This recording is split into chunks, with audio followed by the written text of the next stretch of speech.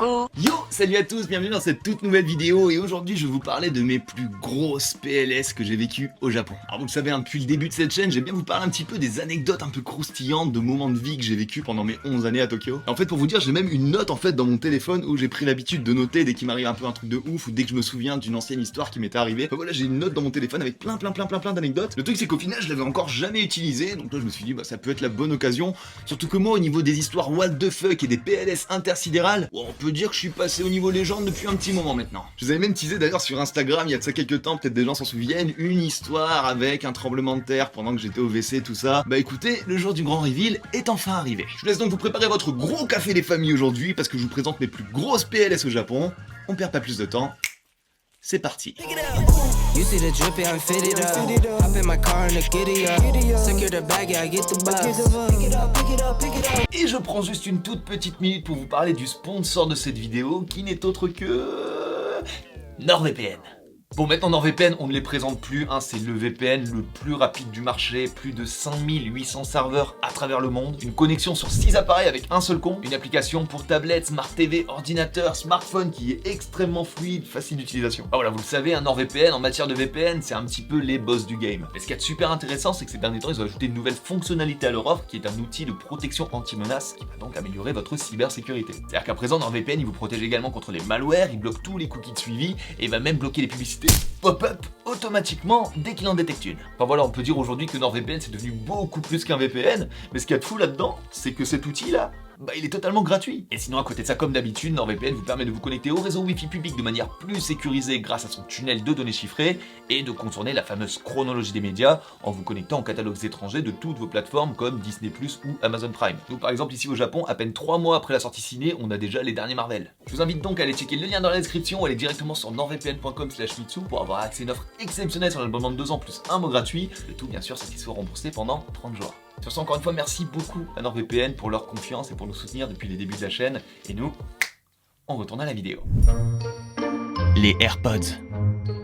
La première anecdote, on commence tout doux, c'est une petite anecdote qui date d'il y a 1 an et demi à peu près, et je crois que c'était la deuxième ou la troisième fois que je rencontrais Louis. En fait, on devait partir sur un tournage. Et du coup, on s'était donné rendez-vous en fait sur le quai d'une station parce qu'on avait la même correspondance. En fait, on allait prendre le même train, si vous voulez, pour aller à la destination du tournage. Sauf qu'une fois arrivé sur le quai, je regarde à droite à gauche et Louis, il est pas là. Alors je commence à overthinker, je me dis peut-être je suis pas à la bonne gare, peut-être je suis pas sur le bon quai. Du coup, je prends mon téléphone, je commence à lui envoyer un message. Mais en fait, on comprend qu'on était juste chacun à une extrémité du même quai, en fait, parce que les quais au Japon, vraiment, dans certaines gares, ils peuvent être très long. Du coup on décide de marcher chacun dans la direction de l'autre en se disant qu'au bout d'un moment on va bien finir par se croiser. Et au bout d'un moment effectivement je vois la silhouette de Louis qui se dessine petit à petit. Je le regarde, il me regarde, je le re-regarde, il me re-regarde. Bref, on se rapproche tout doucement l'un de l'autre. Et année 2020 et l'année du Covid oblige, quand on retrouve des gens, il y a plus bise, il y a plus serrage de main, c'est direct check du coude. Mais le truc à savoir c'est que moi dans les transports en commun il y a quelque chose que j'ai toujours sur moi et plus particulièrement dans les oreilles, c'est des AirPods. Sauf que j'ai très mal calculé en fait la distance qui me restait avant de voir Louis et qu'on doive se faire le fameux check. Ce qui fait qu'après avoir retiré mes AirPods, j'ai pas eu le temps de les ranger dans leur boîte. Et ils étaient encore dans ma main au moment où on s'est retrouvé face à face et que j'ai dû faire le fameux check du coude. Et là, ce qui devait se produire arriva. Pendant le check, mes deux AirPods, ils ont décidé de profiter du petit interstice qui s'était créé entre mes doigts par le choc de nos deux coudes pour s'envoler à toute berlingue dans les airs. Et bien sûr, juste à côté des rails du train. Donc moi, paniqué, je me précipite vers eux pour essayer de les choper comme je peux, j'arrive à en avoir un de justesse, et le deuxième arrive à se faufiler sous les barrières de sécurité, et se retrouve donc sur les rails. Alors ça vous voyez en langage YouTube, c'est ce qu'on appelle faire une Léo Duff. Donc là à ce moment-là je vous avoue j'étais pas bien, gros blanc avec Louis, tant qu'on comprenne un peu ce qui venait de se passer. Derrière il y a même Louis gentil comme il est qui commence à s'excuser en mode je suis désolé, c'est peut-être moi qui t'ai checké trop fort et tout. Alors que non, le seul fautif c'est moi qui aurait dû les mettre dans ma poche ou j'aurais dû serrer les mains plus fort. Enfin voilà, en aucun cas c'est la faute de Louis, mais vraiment j'étais pas bien. Pour vous dire à ce moment-là j'étais tellement en PLS que je réfléchissais même plus à une véritable manière d'aller les chercher. Je me disais vas-y tant pis, le train il va passer dessus, c'est mort, je vais devoir aller m'en racheter. Mais à ce moment-là Louis me dit de quand même demander aux gens de la gare au cas où, et du coup je vais voir un des gars de la gare et je lui explique un petit peu la situation. すいません、いいですか、申し訳ないですけど、AirPodを線路に落としちゃって、なんか取り戻す方法ってないですかね? Et là, contre toute attente, ou pas, parce qu'on est au Japon, le mec me dit ok, pas de problème, on va régler ça, donnez-moi quelques minutes le temps que je contacte mes collègues, ne vous inquiétez pas monsieur, on va sauver vos AirPods. Bon, c'était peut-être pas aussi dramatique, mais je vous jure que le gars, à ce moment-là, il était ultra déter. Pour lui, à ce moment-là, sauver mes AirPods, c'était littéralement sa mission de la journée. On s'est même demandé avec lui ce qu'il allait faire. Est-ce qu'il allait stopper le train? Est-ce qu'il allait ouvrir les barrières de sécurité pour aller le chercher lui-même? Et au final, après quelques minutes, on voit le mec qui revient avec une espèce de longue perche d'à peu près 3 mètres, sur laquelle au bout, il avait collé du gros scotch bien dur, tu sais, le scotch gris là qu'on utilise sur les travaux. Et du coup, après plusieurs tentatives, il réussit enfin à sauver mon AirPods. Donc moi forcément à ce moment-là je suis ultra content et je suis surtout méga surpris de l'efficacité du mec. Et le pire, pour vous dire à quel point les Japonais ils sont gentils, et je l'ai dit plein de fois sur la chaîne, c'est que le mec il a quand même trouvé le moyen de s'excuser parce que si vous voulez, quand il l'avait attrapé là avec le bout de scotch, ça avait laissé une petite trace si vous voulez dégueulasse sur le AirPods. Et du coup le mec m'a dit oh putain je suis désolé sur votre AirPods j'ai laissé une trace, est-ce que ça va quand même? Non mais mec, tu viens littéralement de me faire économiser 200 balles. Je m'en fous du bout de scotch. Franchement, t'es mon héros, mon gars. Enfin voilà, au final, tout est bien qui finit bien. D'ailleurs, j'ai toujours ces AirPods sur lesquels on voit toujours un petit peu la trace. Mais voilà, je l'efface pas parce que je me dis que voilà, ça me rappelle un petit peu ce jour-là. Et au final, c'est plutôt un bon souvenir. Ce qui n'est pas le cas de toutes les anecdotes. Vraiment pas. Le train de nuit. Alors cette anecdote elle remonte à 2014 et en fait c'est à l'époque où j'étais chanteur dans mon groupe de rock.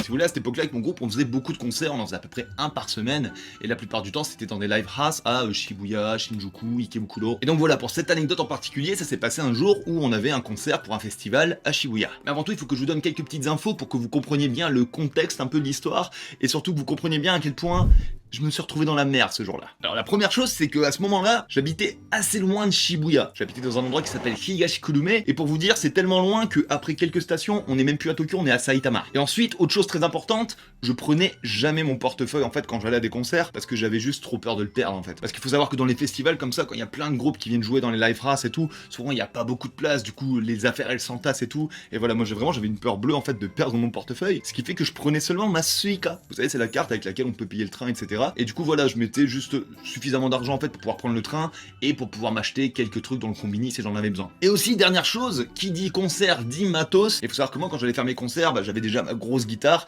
et j'avais un espèce de gros sac sur le dos dans lequel il y avait plein de matos. Enfin voilà, on peut dire que j'étais plutôt chargé. Donc voilà, maintenant que vous avez le contexte, on retourne à notre histoire. Je finis donc mon concert à Shibuya et à la fin de l'événement, on fait un uchiage. Alors les uchiage, si vous voulez, c'est quand après un concert ou après un événement, on se retrouve tous avec les autres groupes, etc. et on boit un coup tous ensemble, on trinque, etc. Enfin voilà, ça c'est ce qu'on appelle des uchiage. Mais ça fait que forcément on finit un petit peu tard, et comme moi j'habite très loin, il faut que je me dépêche, parce que mon dernier train à moi, il est assez tôt. Et quand je vois qu'il est déjà 23h30, là j'ai pas de temps à perdre, du coup je dis à tout le monde que je dois y aller, je prends mes affaires, je cours, j'arrive à la station de justesse et j'arrive à choper mon train. Et à partir de là, il faut comprendre que moi j'en ai pour une bonne heure à peu près avant d'arriver à ma station. Donc voilà, je prends un siège, je m'installe tranquillement. Et comme j'étais crevé de ouf, je vous avoue, après une grosse journée de concert comme ça, j'étais éclaté. Je me dis bon, je peux peut-être fermer un petit peu les yeux pour me reposer. Parce que après tout, tant que je m'endors pas, il devrait pas y avoir de soucis. Mais non, ça, c'est typiquement l'erreur à ne pas faire. Parce qu'effectivement, je me suis bien endormi dans le train, comme une grosse merde. Et au final, c'est un des gars du train qui a dû venir me réveiller pour me dire que là, on était au terminus. Mais du coup, moi, qui suis encore un petit peu dans les vapes à ce moment-là, je me dis, terminus? Mais on est où là, du coup? Et là, le mec me dit qu'on est à Tokorozawa. Alors à ce moment-là, en vrai, j'ai pas mal de chance parce que les trains de cette ligne-là, ils peuvent aller beaucoup plus loin de Tokorozawa. Mais à ce moment-là, je me retrouve quand même, mine de rien, à 10 bonnes bornes de chez moi, sans train pour rentrer parce que celui-là, c'était le dernier, sans argent non plus pour prendre le taxi parce qu'encore une fois, j'ai pas mon portefeuille et ma Suica, il y avait juste pile assez d'argent pour rentrer jusque chez moi. Et pour finir de bien m'enfoncer dans le trou, j'ai même plus de téléphone parce que la batterie elle est déchargée. Vous la sentez, la bonne grosse PLS là? Et donc à ce moment-là, je commence à réfléchir un peu à quelle solution il me reste. C'est soit j'attends jusqu'au matin devant la gare que le premier train il arrive, mais je suis même pas sûr de pouvoir le prendre parce qu'encore une fois, j'ai plus d'argent dans ma Suica, ou je me démerde d'essayer de rentrer à pied jusque chez moi sans trop me perdre parce que j'ai pas de GPS, j'ai pas de téléphone. Et au final, je prends la deuxième solution, et je me prépare un petit peu psychologiquement à devoir marcher pendant 10 bornes sur un chemin que je ne connais pas, en essayant de pas me perdre, avec tout mon matos sur les épaules. Et c'est à ce moment-là que dans mon esprit me pop une bonne grosse idée de merde, et je précise bien que c'est une idée de merde, parce que vraiment je déconseille à tout le monde de faire ça. C'est que je me dis, là je suis à quelques stations de chez moi, ça veut dire que les rails du train, ils relient cette station à la mienne. Et comme c'est la nuit, il y a pas de trains qui vont passer avant plusieurs heures. Du coup, si je longe les rails du train, je vais bien finir par arriver chez moi. C'est une idée de merde. Et vous le saviez. Et même si encore une fois c'est une bonne grosse idée de merde, hein, ne le faites vraiment pas, ça peut être très très dangereux. Bah moi à ce moment-là je me lance et je commence à marcher pendant plusieurs heures en longeant les rails du train. À savoir qu'en plus à partir d'un certain moment il s'est mis à pleuvoir, mais genre... Du coup je me suis retrouvé à marcher pendant 3 bonnes heures comme ça sous la flotte. J'avais même pas de quoi écouter de la musique pour faire passer le temps, hein, parce qu'encore une fois bah, j'avais plus de batterie. Donc on peut dire que oui, j'ai eu le temps de penser à la bonne grosse situation de merde dans laquelle je m'étais foutu. Bon, au final, ça va, hein, je m'en suis sorti, je suis bien arrivé chez moi le matin. Et même plus loin d'ailleurs, je me souviens, le premier train qui est arrivé juste un peu après que moi je suis arrivé, je l'ai vu au loin comme ça arriver pour vous dire, j'avais vraiment marché jusqu'au matin. Et ensuite, je suis enfin rentré chez moi, je me suis pieuté comme jamais. Et je me rappelle, je crois que j'avais même chopé la crève, parce que pendant 2 jours, je crois que je suis même pas sorti de mon lit, vraiment, j'étais KO, j'étais complètement KO. Enfin voilà, c'était une bonne grosse journée de merde, hein, on peut le dire. Et d'ailleurs, cette expérience, elle m'a tellement traumatisé que encore aujourd'hui, je suis totalement incapable de m'endormir dans les transports en commun. Vraiment, je peux pas. Le boobs de Omotesando. J'ai une petite anecdote si vous voulez, très courte. Mitsugi a vu un sein dans cette rue. Voilà. Alors cette anecdote là, c'est plus un moment extrêmement gênant qu'une véritable PLS, mais vous allez voir qu'elle est assez drôle. Alors ça s'est passé il y a presque tout pile un an maintenant, et c'est qu'on a été avec Louis et Khalou tourner la vidéo du pire sushi pour sa chaîne. Ce jour-là, si vous voulez, après avoir tourné du coup dans le restaurant avec des sushis vraiment dégueulasses, ils étaient éclatés au sol les sushis, vraiment, je vous invite à revoir la vidéo si vous l'avez pas encore vue. Et du coup voilà, après cette vidéo là, du coup on a dit vas-y on va essayer de tourner un petit peu plus dans Omotesando pour rajouter un petit peu de contenu. Et au final on s'était retrouvé dans un café pâtisserie où il y avait des macarons, des petits gâteaux et tout. Et du coup voilà, on s'est installé, on a filmé un peu dedans et on s'est un petit peu reposé. Et donc à ce moment-là, il faut savoir que moi j'étais encore fumeur, hein, j'ai arrêté là depuis presque 7 mois maintenant. Et donc à un moment j'ai dit à Louis Khalou, bah il y a un smoking area pas très loin, allez-y reposez-vous, moi je vais fumer une clope. Je me dirige donc vers la zone fumeur là du carrefour d'Omotesando et je vais faire une toute petite parenthèse parce que, vous voyez, on dit souvent le Japon, les Japonais, ils sont polis, etc. Ils font bien la queue et tout. Et en soi c'est vrai, c'est-à-dire que quand vous prenez le train ou alors quand vous devez faire la queue pour une attraction ou pour aller dans un magasin et tout, alors là c'est vrai que tout le monde est extrêmement poli, les gens font bien la queue l'un derrière l'autre et tout, il y a aucun souci. Mais alors pour les zones fumeurs, alors la politesse et le civisme, ça n'existe pas. Vas-y que je te pousse, vas-y que je passe devant toi. En plus en période de Corona, normalement à l'intérieur on avait le droit d'être seulement 3 ou 4 si vous voulez. Et là ils étaient facilement 6 ou 7 à l'intérieur. En moi du coup je me mets devant comme ça et puis bah j'attends mon tour, j'attends que les gens sortent, vraiment, j'essaie de bien faire. Mais malgré ça, t'avais des salarymen qui arrivaient tranquillement, qui passaient devant moi sans même me regarder. Ah ça m'a saoulé. Là oui ça m'a cassé les couilles. Enfin bon, je referme la parenthèse. Après avoir du coup fumé ma clope, enfin, je décide de retourner vers le café où Louis Khalou m'attend encore. Et j'attends donc au niveau du carrefour d'Omotesando, encore une fois, hein, que le feu passe au bleu. À savoir qu'à ce moment-là, c'était le printemps, il commençait à faire un petit peu chaud, donc forcément quand il fait chaud, bah les gens commencent un petit peu à se dévêtir, à s'habiller un petit peu plus en mode été. Et c'est à ce moment-là que je vois une fille qui passe devant moi, assez jolie, la trentaine, qui elle pour le coup était vécue d'une espèce de... Alors je sais pas trop ce que c'est, c'était une espèce de longue robe, assez légère, assez décolletée aussi, et vous allez voir que ce détail a une importance. Du coup voilà, à un moment on a un petit eye contact, sauf que à ce moment-là il s'est passé un truc. Et là je vais avoir besoin de vous. Vraiment, dites-moi dans les commentaires vos meilleures théories, parce que moi encore aujourd'hui je ne comprends pas comment c'est arrivé. Mais d'un seul coup, il y a un de ceux 200 qui a décidé tout simplement de se faire la malle et de pop au-dessus de son décolleté. Alors forcément à ce moment-là t'es surpris. Du coup tu regardes. Et là il y a un long blanc. Et la fille elle comprend. Elle comprend enfin que son sein est à la vue de tous. Du coup très gênée, elle le remet en place. Et là au pire, tout en étant assez gêné, on va dire, de la situation, on aurait pu en rigoler. Mais non. 祈れ生きてる間にお前ができるのはそれだけだ Le fille a décidé de me lancer un regard noir, comme si j'étais un gros pervers qui avait essayé de la mater, alors que moi dans l'histoire j'ai rien fait. J'y suis pour rien si son boobs il a décidé de prendre l'air. Après ça vraiment je vous jure mon cerveau il a shut down, vraiment je comprenais pas ce qui venait de se passer. Je suis retourné du coup au café, j'en ai parlé à Louis Khalou qui eux, ils sont poilés, hein, grosse rigolade. Et maintenant à chaque fois qu'on retourne à Omotesando avec Louis, bon on se rappelle de ce moment là et on en rigole un bon coup. Mais du coup voilà, maintenant vous connaissez la fameuse histoire du boobs volant de Omotesando. Le DVD de mariage. Alors cette anecdote là c'est la plus récente parce qu'elle date d'il y a à peine 1 mois à peu près. En fait on a été invités si vous voulez Fanny et moi au mariage de 2 de mes amis japonais, Sho et Misato.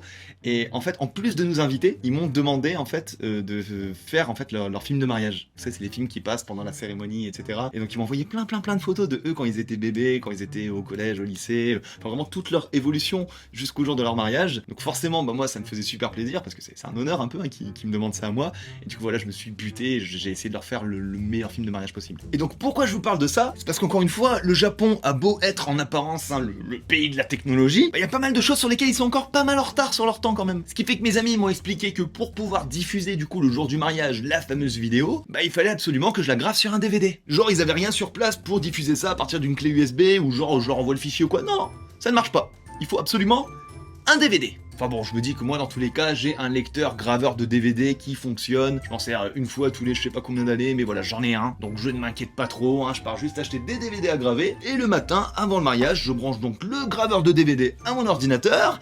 Sauf que, sans aucune raison, cet enfoiré a décidé de tomber en panne. Genre je l'ai utilisé il y a à peine quelques mois quand j'ai fait la vidéo sur le prank pour récupérer du coup la vidéo du DVD, ça marchait extrêmement bien, mais là à peine une heure avant de partir au mariage de mes potes, il faut qu'il me lâche. Non mais qu'est-ce que j'ai pu faire pour avoir une malchance pareille, c'est pas possible. Donc là à ce moment-là vraiment je suis en total PLS parce que si je leur ramène pas leur DVD, ils pourront pas la diffuser leur vidéo et j'en serai le seul responsable. Je vous jure à ce moment-là, ce matin là j'étais tellement mal, j'avais envie de pleurer. Mais je me ressaisis et je me dis, allez, on va trouver une solution. Et je me rappelle que dans certains magasins d'électronique ou d'électroménager, tu peux leur ramener des fichiers vidéo ou photos pour qu'ils te les gravent sur un DVD. Du coup, ni une ni deux, j'enfourche mon van move pour aller le plus vite possible au magasin le plus proche. Une fois arrivé, je vais direct voir un staff du magasin et je lui explique la situation. Je lui dis, voilà, il y a le mariage de mes potes, bientôt je dois leur graver un DVD. Mon graveur, il m'a lâché. S'il vous plaît, si là je vous donne le fichier, est-ce que vous pouvez me le graver? Sauf que...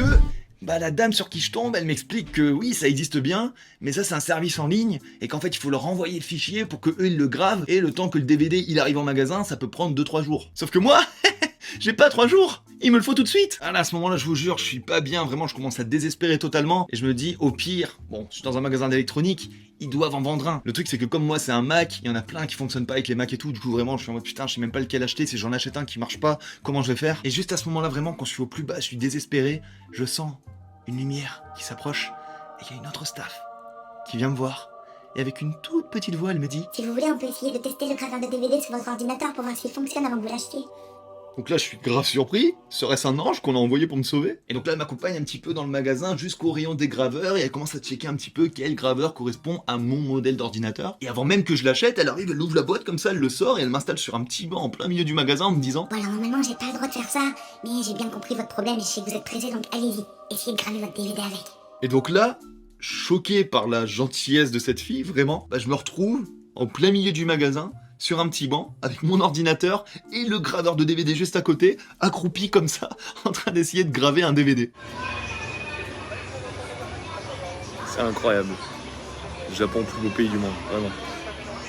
Ah mais vraiment, je vous jure, les mecs, cette scène, elle était totalement surréaliste. Et du coup, voilà, j'essaie de graver mon DVD et ça fonctionne! Oui! Et donc là, forcément, un gros soulagement, je commence à retrouver un petit peu le sourire. Mais c'est pas fini! Parce que juste après ça, la fille, là, elle me dit: maintenant, si vous voulez, on peut aller tester le DVD sur un de nos lecteurs au rayon télé pour voir s'il fonctionne bien. non mais vraiment, à ce moment-là, je commence vraiment à penser que c'est un ange qui a été envoyé pour me sauver parce que c'est pas possible autrement. Et donc, on se retrouve à tester le DVD sur un des écrans géants du magasin. Non mais vraiment, cette scène, elle est surréaliste. Et bingo, ça fonctionne! Alors, je vous avoue, c'était un petit peu bizarre de voir les photos de mes potes bébés sur un écran géant avec tous les autres clients qui passaient, qui nous regardaient bizarrement. Mais vraiment, à ce moment-là, gros soulagement, je suis trop content. Et bien sûr, au final, j'ai acheté le fameux graveur qui est juste là d'ailleurs. C'est ce graveur-là que j'ai acheté ce jour-là. Et j'ai remercié encore une fois la jeune fille qui m'a littéralement sauvé. Parce que, mine de rien, des Japonais qui prennent des décisions comme ça, qui vont à l'encontre un peu des règles, ah bah mine de rien, c'est quand même assez rare pour qu'on le précise. Et au final, voilà, on a pu arriver à l'heure au mariage de mes potes. Très beau mariage d'ailleurs, ça m'a beaucoup ému parce que ça fait longtemps que je les connais, mine de rien, tous les deux. Et voilà, ça m'a vraiment fait quelque chose de les voir se marier. Et du coup, voilà, au final, on a pu diffuser leur film de mariage pendant la cérémonie avec le DVD, là, tout s'est bien passé. Que du good. Et donc, morale de l'histoire, si vous avez un DVD à graver, le faites pas au dernier moment. Le séisme au WC. Et enfin, dernière anecdote pour aujourd'hui. Alors celle-là, je vous l'avais un petit peu teasé sur Instagram. D'ailleurs, n'hésitez pas à me rejoindre sur Instagram, je dis pas trop ces derniers temps. Voilà, on s'amuse bien, je vous partage des petits moments de la vie quotidienne au Japon, des choses que je partage peut-être pas forcément sur YouTube.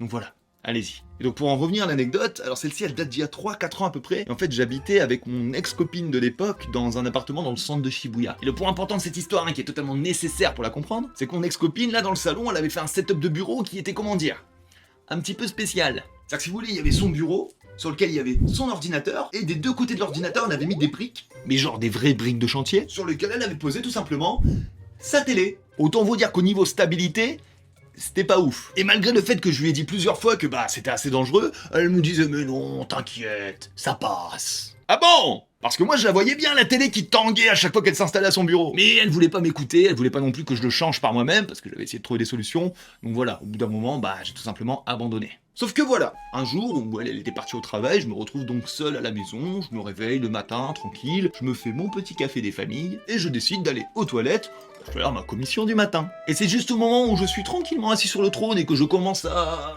comment dire, vous voyez, que je sens que l'immeuble, il commence à trembler. Sauf que moi, encore une fois, j'étais au milieu de l'action. C'est-à-dire, comment dire, j'avais fait que la moitié du taf. Sauf que forcément, le premier truc qui me vient en tête, et je pense que vous comprenez, c'est la télé. Parce que là, le tremblement de terre, outre le fait qu'il soit assez vénère, il est aussi extrêmement long. Et je me dis que là, il y a de grandes chances que son setup tout claqué, là, il finisse par terre. Et donc là, à ce moment-là, j'ai deux solutions qui s'offrent à moi. Soit, tant pis, j'attends, je finis ce que je fais, et tant pis pour sa télé. Ou alors, seconde option, qui au final est celle que j'ai choisie, j'interromps ce que je suis en train de faire, et je me précipite le plus vite possible jusqu'à la salle où il y a la télé pour la retenir jusqu'à la fin du tremblement de terre.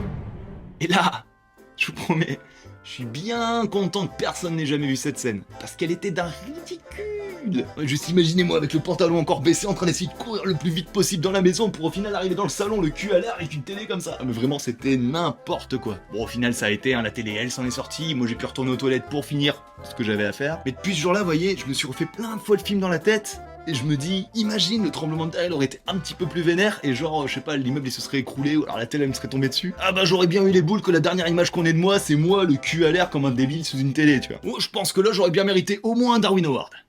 Et donc voilà, on arrive enfin sur la fin de cette vidéo. Merci beaucoup de l'avoir regardé jusqu'au bout. N'hésitez pas à me dire un petit peu dans les commentaires ce que vous en avez pensé, quelle a été l'anecdote qui vous a le plus fait rire. N'hésitez pas à me dire aussi si vous avez des grosses anecdotes comme ça, de grosses PLS, que ce soit au Japon ou ailleurs d'ailleurs, pas de soucis. S'il y en a vraiment des très drôles dans les commentaires, c'est pas impossible qu'un de ces quatre on en fasse une vidéo pour une vidéo du mercredi ou un truc comme ça. Enfin voilà, n'hésitez pas à m'écrire tout ça dans les commentaires. J'attends vos histoires de PLS avec grande impatience. Et sinon comme d'habitude, je compte sur vous pour le pouce en l'air, l'abonnement, pour partager cette vidéo aussi. Partager c'est très important. Nous dans tous les cas on se retrouve la semaine prochaine pour une toute nouvelle vidéo. Sur ce écoutez, c'était Mitsu pour vous servir. Bye.